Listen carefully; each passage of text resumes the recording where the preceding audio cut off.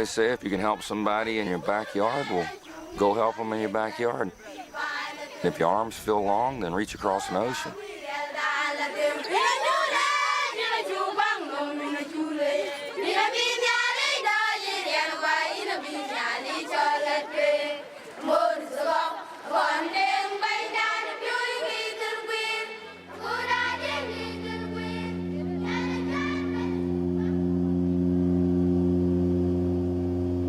I think everyone knows that I've been following the Sudan rather closely over the past couple of years. I've been speaking out as often as given a chance about the crisis, because that's exactly what it is.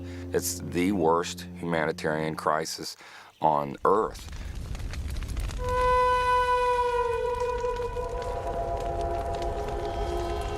It has been estimated that over 2 million people have been displaced from their homes, and somewhere between 2 and over 400,000 people have been slaughtered. The numbers are increasing daily still. You know, I knew that we really couldn't go into Darfur. There wouldn't be a whole lot that we could do there. But the South had already spent 20-some years fighting for its independence. These people really need us to reach out as far as we can and just help them get back up on their feet. I was asked by a group in Nashville if my wife and I would help cover the cost to bring in a speaker. Her name was Pastor Gloria White Hammond.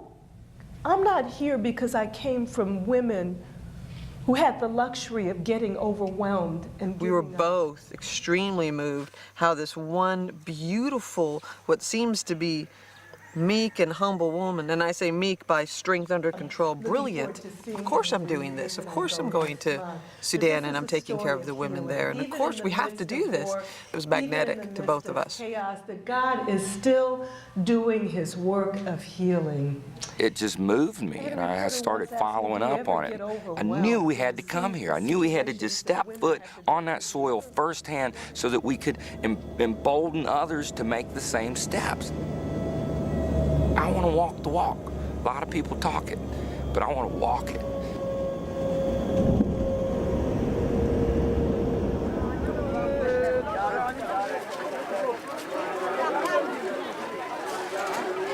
When the plane landed in Sudan, it was about lunchtime, I think.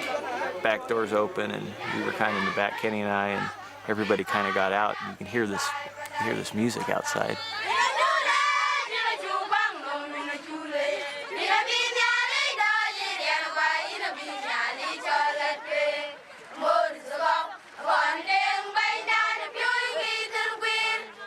I wasn't quite sure what to do, so I just stopped right there in the cargo door and just stood there for a moment. Couldn't move, couldn't do anything, couldn't say anything. It was just this overwhelming, great sound, spirit. Oh, welcome to Akon. Okay, I thought I saw you. I was so stunned by it. It's just us. It's just little old us from Nashville. It was just an incredible moment.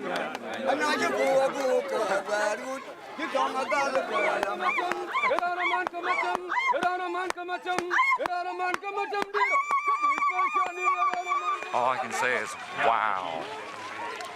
When Gloria said, I want you to go to Akon with Big Kenny, I was like, are you out of your mind? But then it was like, this is a gift. It's joyous. I mean, the whole idea of coming to a place, you're not coming in war, you're coming in peace, you're coming with gifts, you're coming with music.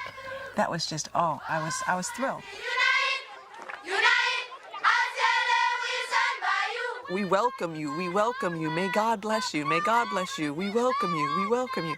Trying to grab my camera and just to capture it, but I think I was more in awe just trying to capture what was in my heart. Kenny later said, did you get pictures? Because my job is to take pictures. I don't think I captured those pictures. This is Kunyugala School in Akon Primary, in Akon area. This is a school for the girls, and our main issue, we wanted actually to bring the women up because we are seeing the importance of women in the nation. That's fantastic. That's why we thought of having this initiative of opening a school for the girls to bring up the women. Thank you so much and welcome to Akon. Feel at home, please. Thank you all. We're so happy to be here, and we thank you so much for coming out here today.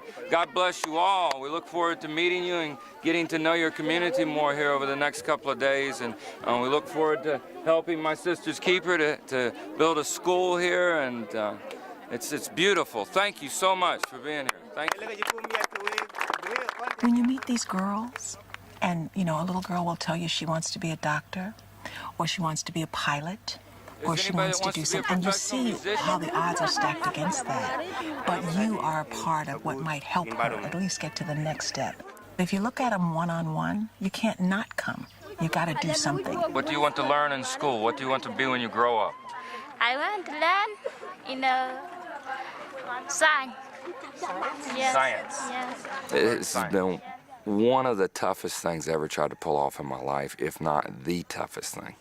For anybody that knows anybody that's on the ground over there, their name should be listed in that document also. From the moment that we had decided that we're going to make a trip to the Sudan, I was kind of really at a loss of how to pull it off. You know, it's not necessarily the easiest country to get into. I mean, where we're going is very desolate. Yeah, I mean, I can show you the Google Maps of where you're going. Not that that'll be Yeah, it really looks good, like but it's- sand. Communication's almost nearly impossible. They do have some satellite phones over there, but other than that, it's really tough. I had met with and started building a real relationship with the Save Darfur Coalition, and I played at a rally. The first one was in Washington, D.C. The second one was a rally in New York. And these were rallies where there were, 15, 20,000 people there, all to listen, understand, and try to gain more awareness of what was going on in Darfur.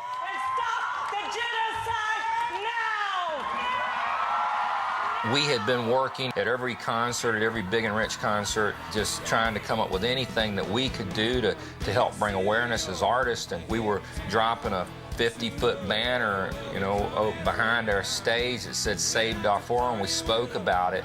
And in the middle of a Big and Rich concert, that's kind of tough to do, that's hard.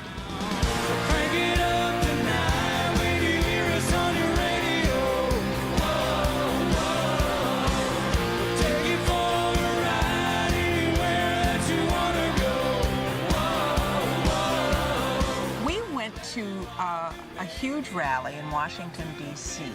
One of the performers was this group called Big and Rich. And we were so impressed that they were there for this, because this was not, at the time, a popular cause. People weren't jumping to it, didn't know about it. And Reverend Gloria had a conversation, I believe, with Kenny. It was really through our relationships that we had built with groups like My Sister's Keeper and Christian Solidarity International, CSI, and a fellow by the name of John Eibner. It was countless conversations. We've got an example here. These women from My Sister's Keeper, Gloria White Hammond's group, they've done it. They've been over there, so I felt like it was possible to do, and that it was safe to do. I mean, if these women can do it, and sure enough I can do it, I can pull it off. Get all that together and document it in our little handbook. So we start putting together a team of people, and over the months and months leading up to that, we started, contacting the Sudanese embassy and finding out what's required as far as visas and what routes we could use to get in, how we could get transportation to get in, because there's not really commercial flights. Once you get into like Nairobi, then you've got to charter planes. You're on your own. At least one stop for refueling. Yes, but our end result. Yeah, you're still going to be a couple of hours. You're going to have to be ground transportation. We just stayed at it and stayed at it and stayed at it. It was a good 6 months of solid planning. I mean, it consumed all of my extra time. But the big issue was that the whole time we're planning this trip is people are listening to the news and the clips that they are getting, it scared them. 2 weeks ago, you told me you thought this was a blessing from God. You know what? I believe that it is. I don't believe it's not a blessing. I had a lot of people that came on and yeah, they were